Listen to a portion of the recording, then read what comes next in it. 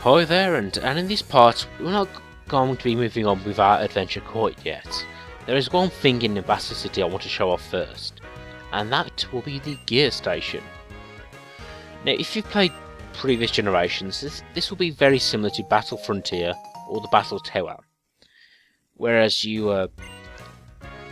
this place is essentially where you can go to have a series of battles, usually 7 in a row.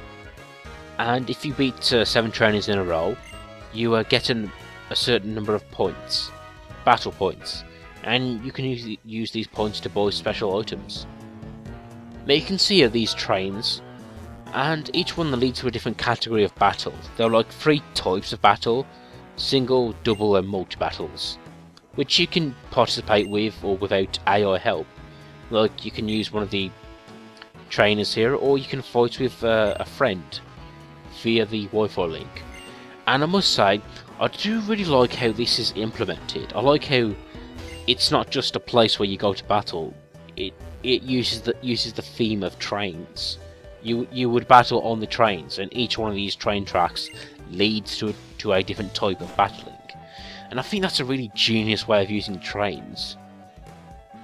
But there is a destination I wanted to show off. It's called Anvil Town, and we take this train to get there. Again, based off New York, the whole theme does make a lot more sense. Now, as for Anvil Town, it's not really a place I'm bothered about. Like, you would turn up here and you would essentially do a bit of trading items. You can see here. Now, there are 13 people here on the weekdays and 17 on weekends. And you can see it by talking to the people that you essentially trade items. You know, this set of items for that set of items. I guess it's a good feature, but honestly, I'd rather just buy items from a shop or find them.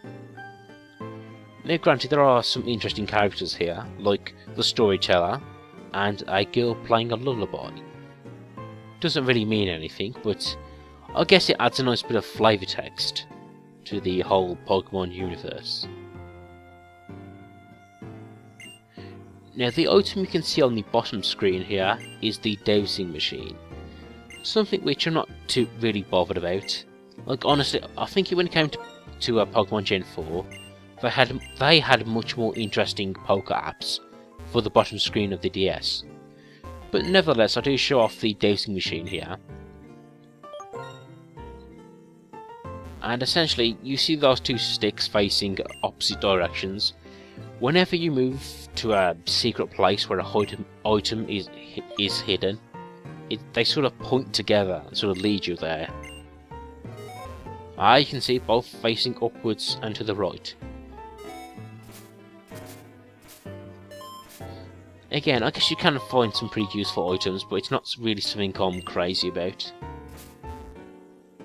Yeah, although maybe I shouldn't knock it. Like in Gen 4, I realised that there is actually a hidden dusk stone you can get early on in the game. You know, which could be useful for evolving certain Pokemon in that generation, like Murkrow. Anyway, I've had talked to these people in the houses here. Not really that interesting. I mean, there's a guy here that gives you rare candy, so yep, I guess that means it wasn't a wasted trip. Although, other than that, I don't really know the point of this town. I really don't. Is it just to trade items with our people on the bridge? To me, it just doesn't seem all that useful. And I like how that they have big wide screen TVs in Pokemon now. I remember when the TVs in the first gen just used to be square blocks. And speaking of which, if you play Pokemon Gen 1 and you watch one of the televisions, they would describe a movie about 4 boys walking along a railway, a railway track, a train track, if you will. And I got that reference. I think it was referring to Stephen King's Stand By Me, that movie.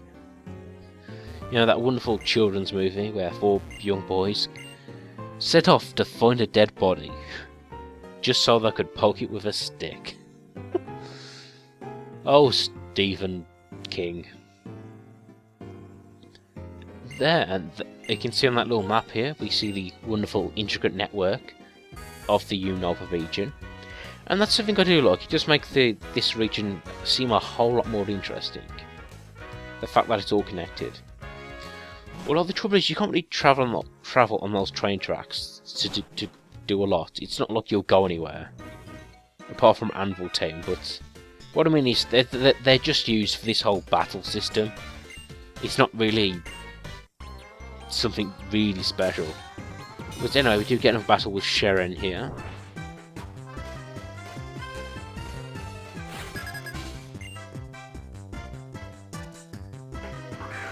And you can see his Pidove has evolved into a Tranquil. So at least he does show off how useful that Pokemon can be.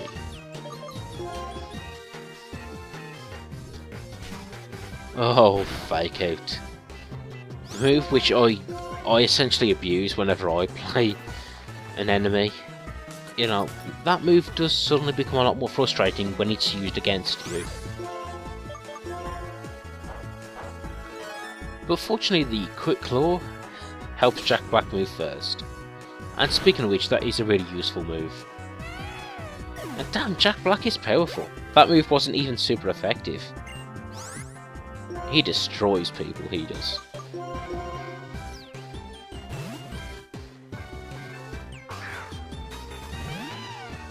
But at this point, I feel like giving Tim Curry a bit more of a chance, so I set him up against the Pansage. Yeah, you see, you don't like it when I use Fake Out, do you? I wasn't expecting that move, I bet you weren't.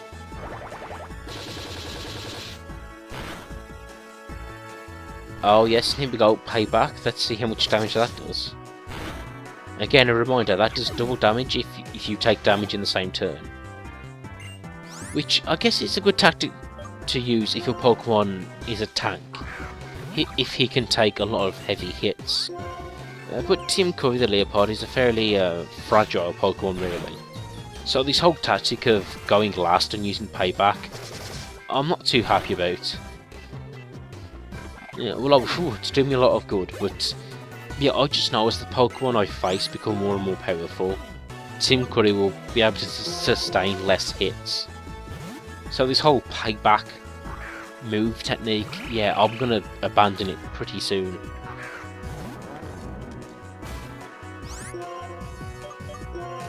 Of course we see the big Pokemon here, which is looking rather like Nacho Libre at the moment, I must say. Maybe you should name that Pokemon Jack Black.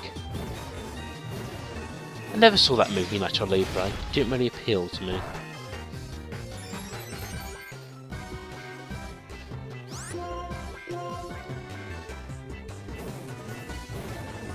Now this is quite a devious move here. Does a little bit of damage but also raises his speed.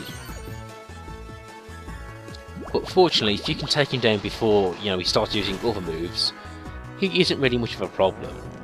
Although honestly, these sort of friendly rival battles aren't really much of a problem either way. I think Bianca's Herdia gave me a bit of trouble, but yeah, that's kind of about it. Oh, hello, Elisa. Oh, tell a lie. Yeah, I thought we didn't see her again in this story, but here she is making another appearance.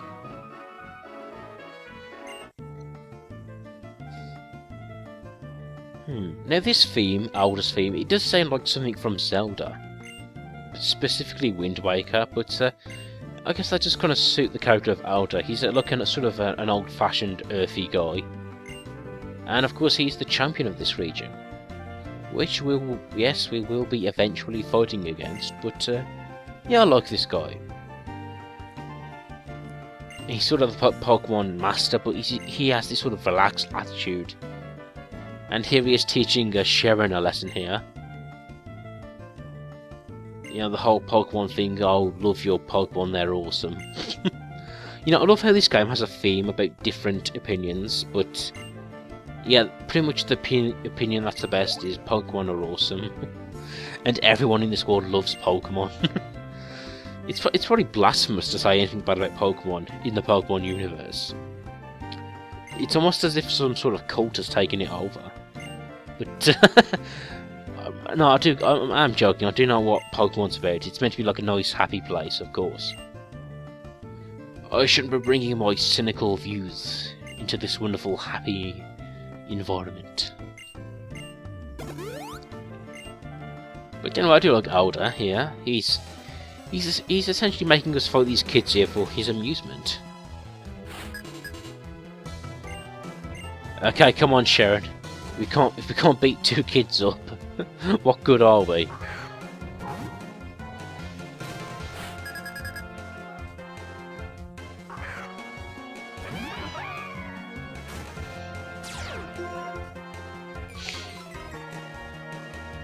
Again, Stoutland's ability of Intimidate, quite useful. So I think that's an ability I overlook, but yeah, it's a good ability nevertheless.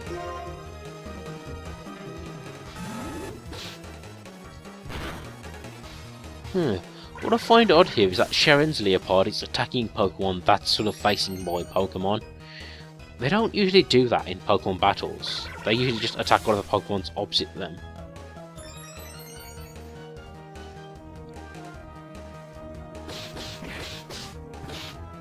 I love Thrash. I love the animation of like having a foot and a hand over the enemy Pokemon. It does give you the impression he's just, he's losing it, man. Yo, Holmes, you don't want to mess with me because I am loco.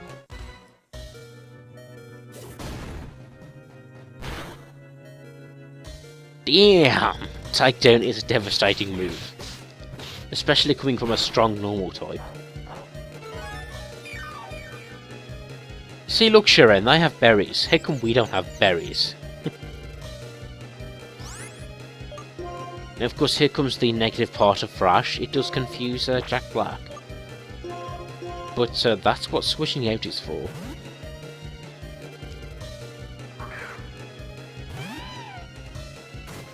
Okay, Sharon, let's do this. 2 dogs against 2 cats.